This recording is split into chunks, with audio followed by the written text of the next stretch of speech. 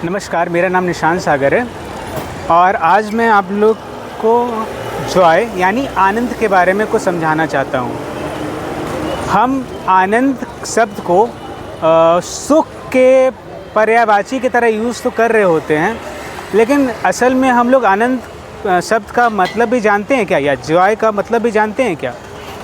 वो जो जॉय या जिसे हम आनंद कहते हैं वो सुख और दुख से काफ़ी अलग चीज़ होती है, ठीक है? तो वो चीज़ हमें अध्यात्म से जुड़े बिना पता ही नहीं लग सकता है, ठीक है? क्योंकि वो अगर हम सिंपली से एक्सप्लेन करें तो वो अगर आप दुखी भी हैं तो आप आनंद में रह सकते हैं, ठीक है? ऐसा ज़रूरी नहीं है कि आप सुखी हों तो भी जॉयफुल रहें या फिर आनंद में रहें। वो सुख और दुख के ऊपर की बात होती है। जानना ही आनंद है, जानना ही आनंद है। अपने कमियों को जानना, अपने वृत्तियों को जानना ही आनंद है। और जब हम खुद को जान रहे होते हैं तो हम लोग खुद को तोड़ रहे होते हैं, और खुद को तोड़ना ही आनंद है। आप इसको ऐसे समझ सकते हैं, सुख दुख तो एक ही चीज़ है, ठीक है? आप सुख के बिना दुख हो नहीं सकता, ठीक है? दोनों एक दूसरे पे इंटरडिपेंडेंट है। लेकिन जो आनंद है वो इन दोनों के बाहर की चीज़ है। वो ना सुख पे डिपेंडेंट है ना दुख पे डिपेंडेंट है। वो तो जानने से आता है, वो तो जानने पे डिपेंडेंट है। अगर आप खुद को जानेंगे, समझेंगे अपने बारे में, और अपने बारे में समझने के लिए ये ज़रूरी है कि आप दुनिया को समझें, आप अध्यात्म से जुड़ें और आत्मावलोकन करें। आत्मावलोकन जो है वो हम लोग जनरली इस टर्म का यूज़ नहीं कर रहे होते हैं। तो आत्मावलोकन क्या होता है वो मैं पहले समझाना चाहूँगा।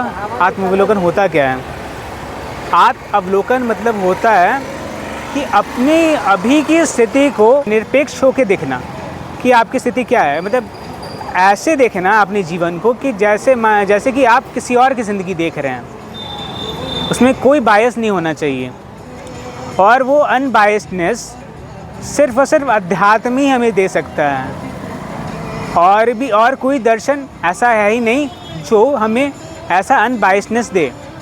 बाकी होते हैं वो तो आइडियोलॉजी बेस्ड होते हैं, लेकिन ये जो हम लोग अध्यात्म है वो किसी आइडियोलॉजी बेस्ड नहीं होता है। और अध्यात्म का काम तो यही होता है कि आइडियोलॉजी को क्वेश्चन करना कि आइडियोलॉजी कहाँ से आ रही है। वो बस क्वेश्चन करवाते हैं कि आइडियोलॉजी कहाँ से आ रही है, किसका आइडियोलॉजी है, ठीक है?